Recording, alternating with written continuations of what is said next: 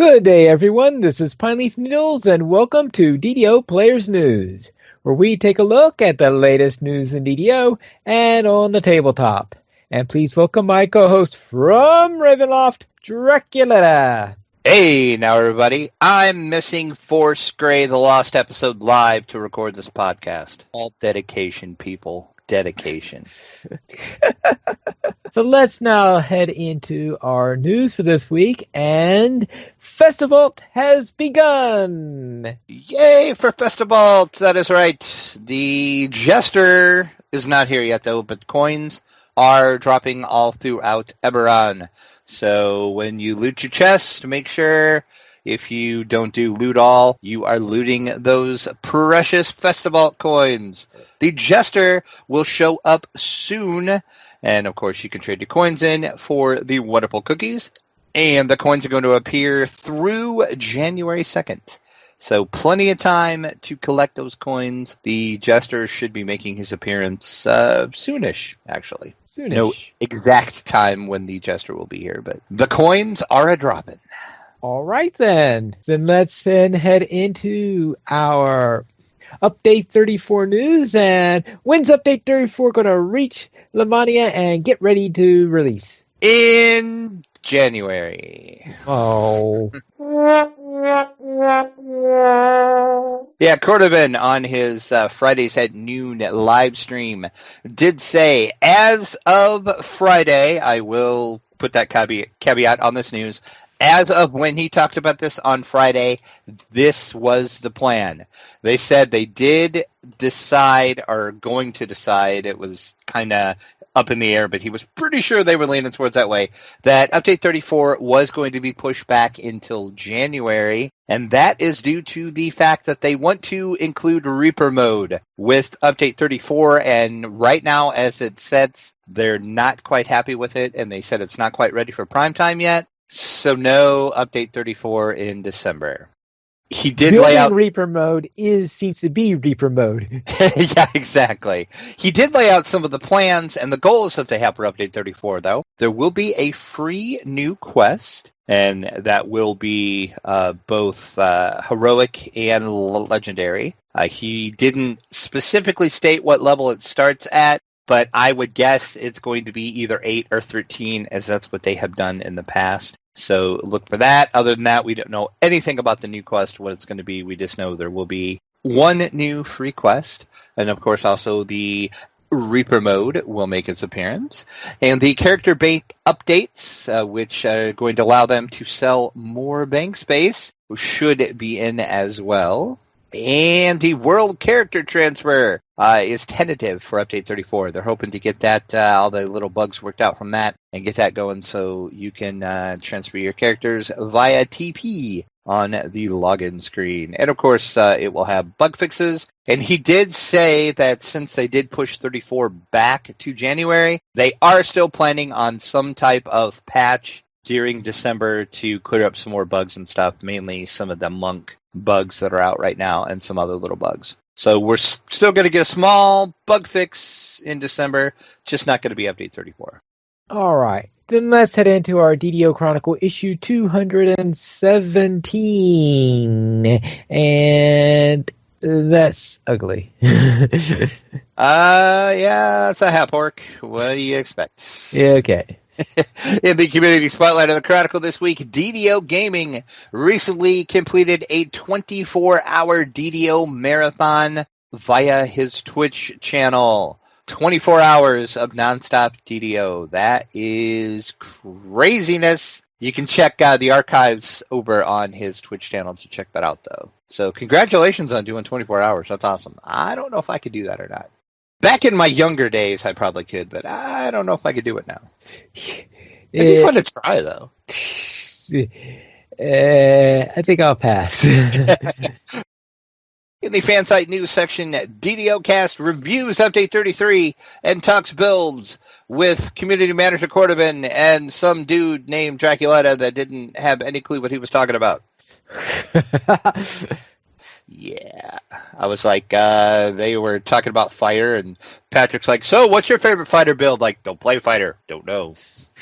What's your favorite monk build? They Hey, guess what? dragged you into Don't a play fighter monk build. discussion? Yeah, well, it was like a whole build discussion, and I'm like, when you get to Ranger, Rogue, and Warlock, go ahead and call on me. Until then, I'm just going to be over here in the corner. So, yeah. But, yeah, fun episode, so listen to that. I have no idea why I was on a build episode, but, Patrick, what are you going to do?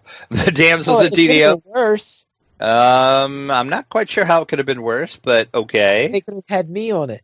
True. Very, very true. I should tell Patrick, next time you have a build episode, get Pineleaf on. That will be an interesting DDO cast. Yes. What kind of build do you use? What's a build? Say, number 1, build. Number 2, why should I care? So, yeah. Yeah. I felt a little out of place, but it was fun. I enjoyed it. The Damsels of DDO, we're hanging out with some Purple Dragon Knights, so click over and check out the Damsel shenanigans in their latest episode. DDO Gamer has hit a milestone in his efforts to create the DDO card game. So click over and see what Jeff is up to with the DDO card game. And finally, couple more things from the fansite news section. Even Note does find that DDO can help during those tough times, and she wrote a blog post about it. It was a pretty good blog post, so check over and check that out. And we got to send huge congratulations out to Grimrorty as she just wrapped up her 30th life. Yes, 30. So congratulations, Grim, on that. That is amazing. Yeah, 30 lives finally. I'll let that sink in for a moment. The Chronicle comment for the week is, there is a magic sword stuck in a heavy stone. You can't pull it out. What do you do? What do I do?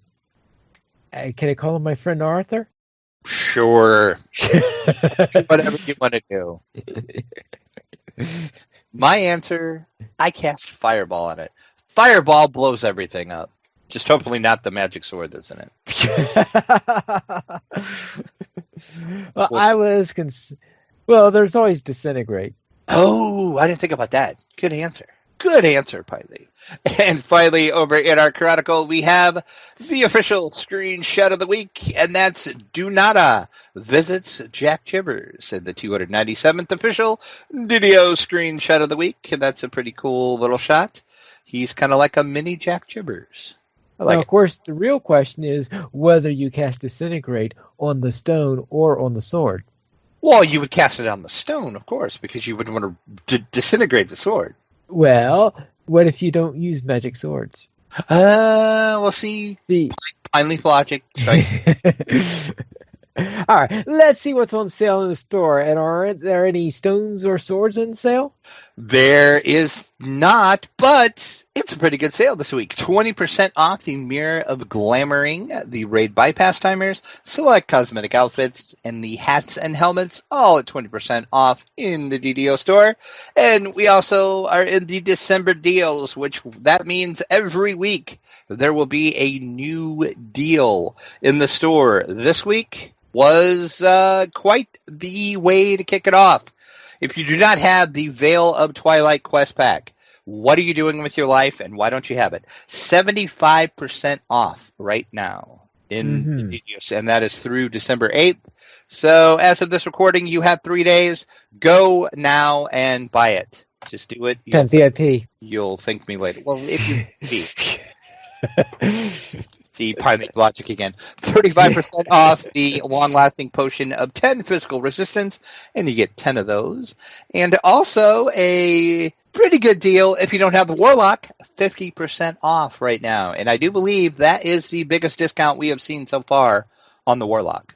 And also at 50% off in the store through the 8th is a +5 Lesser Heart of Wood. That is the December deals for this week. Tune in next week when we have some new deals. All right. Let's then head into our site news. We have a shot of the week. Wow. We do. It's only been, 4, 5, 6 weeks, something like that. It's been a while. It's a bit dark, though. It was nighttime, and the dragon was going to eat me. The dragon was going to eat you. Yeah, I'm minding my own business in King's Forest, running down this little place in King's Forest, and all of a sudden, this giant green dragon lands, and he's like, "You look like lunch," and I'm like, "Oh, it's a dragon." Oh, well. And hilariousness ensued as I shot him in the face with many arrows. With many arrows. I don't think the dragon liked that. He did not. He maybe caught me on fire a few times. I thought you said it was a green dragon. It was a green dragon. So shouldn't it have been spitting acid at you? Yes, instead? I'm sorry. Yes, acid, sorry, not fire. It just burned, so you thought yeah, that's right. It all burns. It burns. All of it burns. It hurts. What a world. What a world. Just has a different way of stealing those electrons from you, yes. If you have a screenshot you would like to see featured on our site, send that to podcast@ddoplayers.com. Please include your character name and a little slight sentence or two to describe what's going on with your character in the screenshot, and you might see it featured on our site. All right. Now, I'm sure... Did you go out and get the Monster Menagerie from Icons of the Realms? I did not. You did not. Well, then, you have another chance because they have announced that there will be a Monsters Menagerie 2. More minis. That's right. WizKids is just pumping these minis out. This new set is coming out sometimes in January. They didn't give an exact street date. But just like the other Monster Menageries, these are all pre-painted plastic minis. There will be 44 of them for you to collect. This is the 6th set in their mini-series, in the Icons of the Realm series. And this does feature a vast array of all new sculpts, featuring the likes of the Mind Flare. Ouch. Yeah, who doesn't want a Mind Flare mini? And we also have a golem this time, and an Androsphinx. So check that out at your friendly local game store, coming in January, of 2017. From WizKids, the Monster Menagerie 2 44 mini set line. All right, good. Let's see what news we have from the tabletop then. And my question to you is, are you planning to buy stock in Cool Mini or not? Maybe. If I had money and I lived in Hong Kong. Then I might. Because I didn't, when I got this press release and I posted this, I should have looked it up. I'm not sure. Can we buy stock on the Hong Kong stock market? I don't know if you can buy stock like out of the country like that. Ooh. Not sure about the laws on that. Anyway. Well, you can, but it's a real pain in filling out the taxes. I see.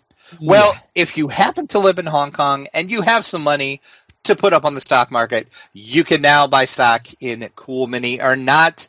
CMON Limited is proud to announce they are now public on the Hong Kong Stock Exchange, the HKEX for short, and that is in the Growth Enterprise Market section. They started on December 2nd. This does mark CMON's next exciting step in its growth inside the gaming industry. And CMON did say this is pretty much going to be business as usual. Nothing's going to change. They're not firing anybody. They're not going to change anything other than the fact that they're just a public listed company now in Hong Kong, and you can buy stocks. Which means that at some point, though, in the future, stockholders may start making decisions instead of the people inside the company, because that's the way stockholders get sometimes. And like I said, if you do happen to want to buy this, they are listed on the HKEX Growth Enterprise Market, and they are under stock code 08278. So if you got some money, you live in Hong Kong, there you go. All right, then let's head into our Week in Gaming. And Drac, what have you been up to? I did quite a lot this week, actually. I had a pretty big gaming week for once. Stupid real life did not get in the way. My level 15 rogue, the one that's running with my friend who is a wizard, we jumped into House of Yarland and we're running some quests over there. We were doing them on Elite because we were over level, but he had never ran them, so they were fun. We did the Spawn of Whisperdoom, Church and the Cult, Rest for the Restless, and Purge the Heretics. And Spawn of Whisperdoom, I swear I remember that quest being so much harder than it was. I don't know if maybe just back when I did it for the first time, I was on level, and I think I did it on Elite when I was on level, because I forgot who I was with. I want to say maybe Bonnie, probably. I don't know. But I thought if you had trouble doing it on level and Elite. Oh, that's right. I wouldn't have allowed you to do it. So. That's right. Yeah, I don't think we've ever done Spawn of Whisperdoom. I can't remember us ever doing that quest. I was trying to think when I was doing it if we'd done it. I'm pretty sure we've done it. Have we? I don't know. I can't remember. But I really did think, because we didn't have any problems at all in that quest. And I'm like, and I told him, I'm like, I swear this quest used to be harder. But I don't know. Anyway, so nothing major with that. It was fun. He seemed to enjoy them. I enjoyed those. I like the House P quest. I know a lot of people are kind of like hit or miss on the House P quest, but I kind of rather enjoy them. And then we also did a little bit out in Giant Hold. We ran Trial by Fire on hard and also Feast or Famine. So we're kind of starting on Giant Hold out there. So we'll be running the rest of those soon, and we'll see what happens. Then my level 21 Ranger was, of course, I'm over in Evening Star, over Forgotten Realms, and that was the one when I was out in the King's Forest. I wasn't running any quest out there. I was just basically running for explorers to try to find the journals and rares. And that's when I ran into the rare dragon that I have never actually ran into in King's Forest. I had heard there was a dragon out there, never ran into him, and I found him, and I have a screenshot to prove it. The only other thing DDO wise I did was with you, which we'll let you talk about that as you always do. Played a little bit of tabletop this week. Did Mansions of Madness 2nd Edition. I successfully completed the first scenario, which is called Cycles of Eternity. That is the easiest. I use that in quotes that nobody can see because this is an audio podcast, but yes, the easiest scenario. I won it, but wow, was it close. I didn't think I was going to make it. I thought I was going to go mad again, but I managed to just squeak it out. Right, so, because if you remember when I told you that I did it, I got out and all that fun stuff, and then I remembered, I had this insanity thing I was supposed to fulfill, but in order to win. That's about what happened to me. It's that I was just like, I'm going to lose this again, and that was like the third time I've tried it. So, keep in mind that's the quote-unquote easiest scenario. So, I really enjoyed Mansions of Madness, though. I kind of want to play it. I've just been playing it solo. I would kind of like to play it with some other people, too, to see how much different it plays with more people versus just solo. Then I played some 12 Realms, which is a fantasy game based on fairy tale characters like Snow White, Red Riding Hood, and of the such. The 12 realms are being overtaken by Dark Lords. You have one realm of the 12 that you are fighting for, and you have to cooperatively work with your other players. Or if you're playing solo, there is a way that it works solo to beat the Dark Lord and save your realm. So I played that once again. Almost lost at the end, but did manage to pull it out. Really enjoyed 12 Realms. It's an older game, but look for a review on it. Anyway, I'm going to do a review on it, even though it's an older game. But they do have a Kickstarter that will be out early in 2017 for an expansion/newer version of it that is going to turn it into a pure dungeon crawl. So that's kind of why I'm going to do a review on the original still. Then I played some tabletop video games, played the Warlock of Firetop Mountain. Holy crap, is that game hard. I don't remember the books being that hard because, that's, of course, based on the Choose Your Own Adventure books. But wow, is that game hard. I got my butt handed to me several times. Very, very fun game, though. And once again, look for a review on that soonish. I'm going to play it a couple more times before I get a good feel for it. But I'm enjoying that a lot, though. Then the only other tabletop video game that I did is I got a chance to check out an early beta build of Super Dungeon Tactics. And it's very, very fun. It's very true to the tabletop counterpart. I did find some errors in it, and it crashed a lot on me, but this is like a very, very early build, so that's to be expected. I hope to do a full review on this at some point when I can. They're just not ready for reviews on it yet, but they did let me take a quick peek at the early beta on it, though, so hopefully we'll have a review on DDO Players on that at some point. But Super Dungeon Tactics, pretty fun. And other than that, that's really all I've done. So how about Pineleaf? What were you up to in your gaming week? Very well. Let us then head into what we did together. And in that, there we go.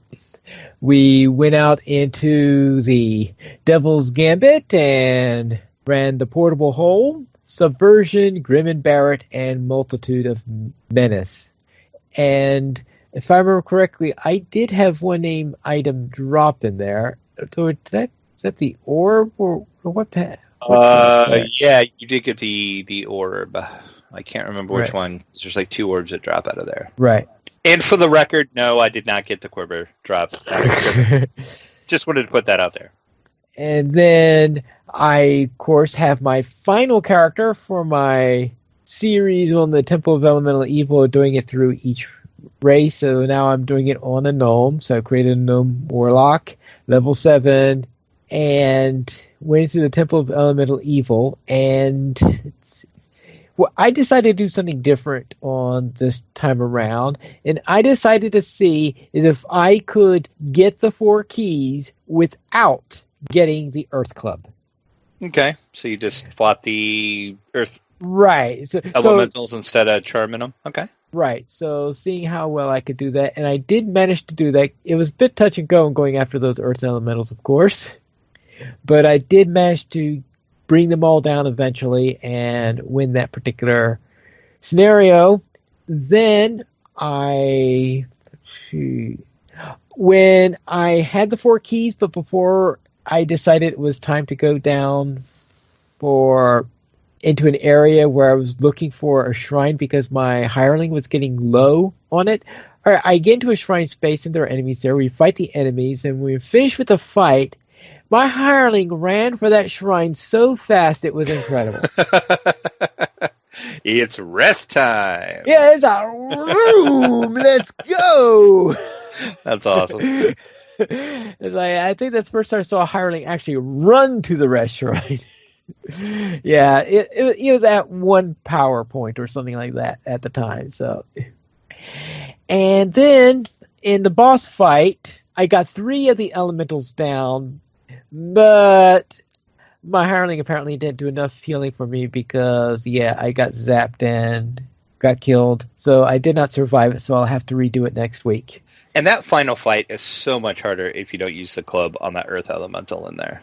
Right. So next time, since I've done the thing with going through the dungeon without the club, I said maybe next time I'll just grab the club and do it the normal way. Actually, for me, though, the last character, the half-orc, was the first one where I actually did use the club, at least effectively. All right, then in board game news, I played another round with Warfighter World War II. And this time, I decided to attempt a scenario. I decided to have a slightly easier objective to this, but still with the shortest of the scenarios. And I went in, and I drew what I must think was a perfect hand for how I was set up.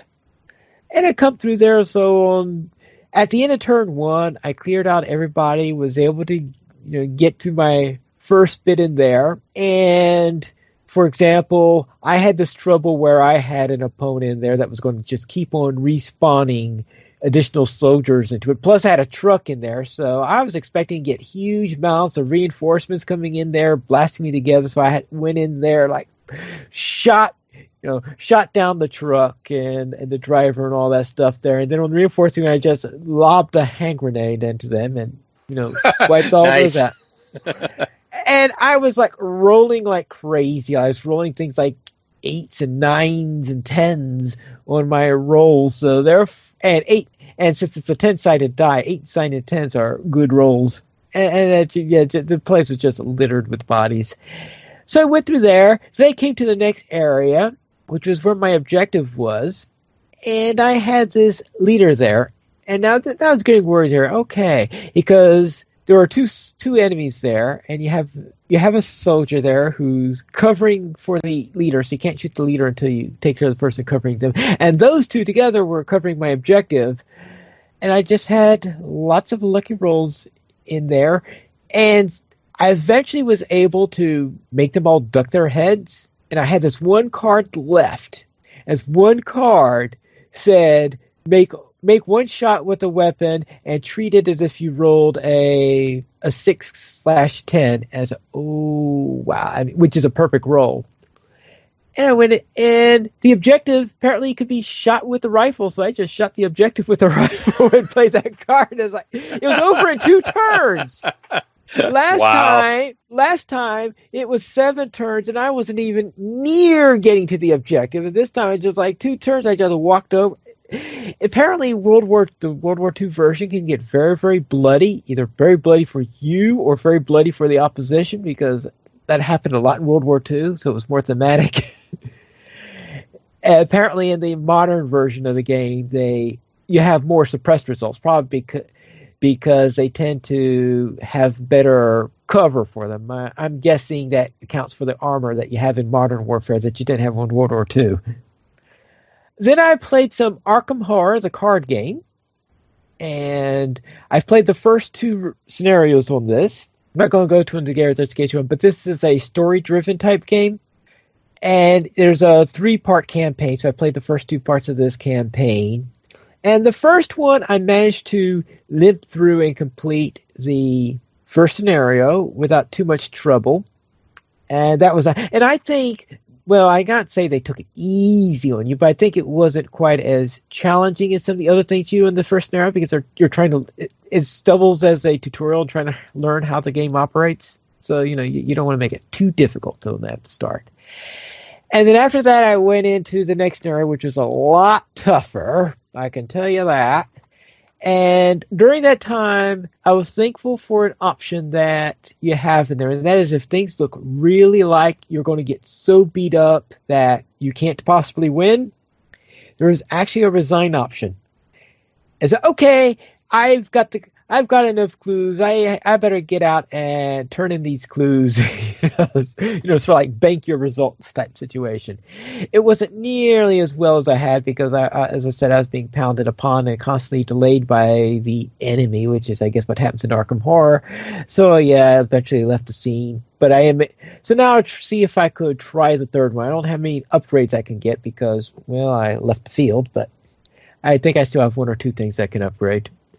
And then I played a new game called Aeon's End, which just released. And the first weird thing that happened with this game is I was going out the door, leaving for work. So, we're talking about 7:45 in the morning. And the post office, and someone comes up from the post office and hands me a package as I'm going out the door. 8:00 in the morning? Neither rain, sleet, snow, nor the clock, apparently, will stop them from delivering your package. Yeah, apparently not. Yeah, but anyway, it was Aeon's End, and this is a cooperative deck builder, which I must admit left me with some level of apprehension after what happened a couple of weeks ago with Cthulhu. But this is a much better game than the Cthulhu one. And it has a couple of interesting items in there. Like, for example, they have this mechanism for variable turn order. So therefore, whose turn it is, at the very beginning, you have 6 turn order cards, 4 for the players and 2 for the enemy, and you draw the card, and that determines whose turn it is next. So therefore, you don't know exactly when you're going to go when it's early in the round, because you could be anywhere in there. They might be evenly spread out, or you might get your turns very early on, and then you wait for the others. So it's a variable turn order in there. So that's a very unusual mechanism. And also, it's a deck builder, right? And what do you normally do when you run out of cards in a deck builder? Usually shuffle them, and then that you can make your new hand out of those then. Right. Well, they do turn into your new hand, but in this game, you don't shuffle them. Really? Right. So part of the strategy is that when you discard, is that whenever you discard several cards, is discarding them in the order you want so that it could optimize you for later turns. Well, yeah, that's different. I can't think of any other deck builders I've ever played that's like that. So that's an interesting mechanic for sure. That's very interesting. And when you cast, and another interesting thing is spell casting, in that when you're casting spells, you cast spells by casting them on these gates. And first you prepare the spell as an action, and then at the beginning of your next turn is when the spells go off. Now you've got to remember, sometimes that next turn could be right away, and sometimes that next turn could be way bit off.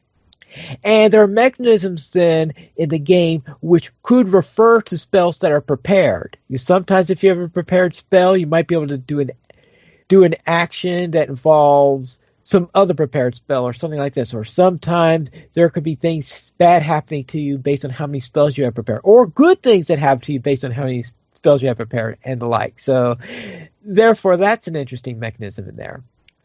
Now, the base set comes with 4 bosses, I believe, and that I have 7 because the Kickstarter rewards came with two expansions, and so I had additional bosses in there. And these bosses, they have a number rating on them to tell you their difficulty level. So therefore, the different bosses have different levels of difficulty on them. So if you want a more challenging one, then you could go after one of the tougher bosses. And of course, this week I was playing with the easiest boss. That's, I'm trying to get to know the game, and they recommend you start with the easiest boss first. And there are also rules in the back to adjust the challenge level also. So therefore, it's a game that if you're finding it too tough, you could tweak it down to make it easier, or if you find it too easy, you could tweak it up to make it more challenging. And I played that first game, and I managed to squeak through with a victory. As I said, this was the easiest boss, so I'm sure that if I were playing that first game against one of the tougher bosses, I would have been crushed into the grinder. And that's Aeon's End, which is a whole ton better than some of the other recent games I've been trying. At least meaning specifically Cthulhu, and I think I also felt it was better than what was the Goonies? Oh, Goonies card game. Yeah, so I felt it was a lot better than those two. The unbeatable game, as it were. And on Minecraft, I started building the tunnel between my 2 subway stations, and there I finished up my subway stations, and now building a tunnel in there, so I'm getting quite a bit on there. And I also finally got a cartographer villager, which is the new type of villager that they introduced in the latest update. And I got a map from them, and so I was trying to hunt for this mansion, and boy, it's a big distance away, and I eventually had to turn in, and I decided to find refuge in some other piece of civilization before heading out any further. And I found somebody's base, another player's in the area's base, and I get there, and I read the sign that's above one of the structures in there where I was thinking maybe I could rest, and I hope I have permission to, stop over at this base. It says, this house was built for pine leaf needles. That's awesome. No way. I mean, I was just shocked when I saw that. It was like, this house was built for pine leaf needles. So apparently he's building houses for various for other people on the server as guest houses. The first building I saw was the guest house he built for me. That's awesome. All right. We currently have 24 supporters on Patreon, and if you'd like to help support DDO players, simply go to the donations page where you can support the Players Alliance on Patreon. There you'll find rewards, including a mention on the podcast of your choice, or even be a guest with us for an episode of DDO Players News. We have a featured comment this week. Actually, we have a couple, it looks like. We have one from Comic Relief. What did Comic Relief say? He left a message on the WizKids announcement of the Monster Menagerie 2, and he says, pre-painted, where's the fun in that? Half the fun with miniatures is painting them yourself, although I can see where pre-painted could be nice for some smiley face. Yeah, believe me, I would have a feeling that I could paint a miniature and it'll be so terrifying people will be running away. Unfortunately, that's when I paint the paladin, not when I paint yeah. I don't think I have the patience to paint. I mean, I would like to try it someday, but yeah, I don't know if I have that much patience. Yeah. And we also have Marty Walzer from the Raging Owlbear blog, who left a comment on classic D&D books, now back thanks to print on demand. Elemental Evil Player's Companion is still free as a PDF, even on dmsguild.com.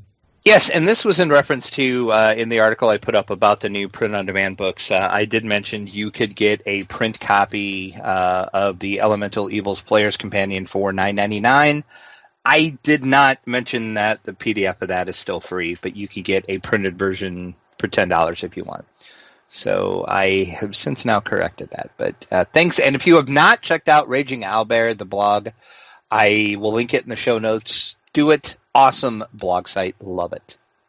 All right. Now, what would be in a player's companion for Temple of Elemental Evil? Because there was some new player options, some new races. There was some new spells. There was for the DM. There was a couple new monsters you can throw at your players. Okay. So it's well worth it just to get the free PDF since it is free. You can go ahead and grab it. But if you'd like a nice printed version, which this is the first time they're offering the printed version on demand now. So if you'd like a slick little gloss copy, you can also buy that as well. But if not, get the PDF for free. We did not get any emails this week, but if you'd like to send us one, you can send it to podcast@ddoplayers.com. You could also follow us on Twitter, the Players Alliance @PlayersAlly, DDO Players @DDO Players, Draculata @Draculata_72, and Pineleaf @Pineleaf Needles. Players Alliance has 4 live shows every Monday at 8:30 p.m. U.S. Eastern Time. We have DDO Players News. Every Thursday at 9 p.m.-ish U.S. Eastern Time, we have XP Quest. Every Saturday at 8:30 p.m. U.S. Eastern Time, we have Locho Players News.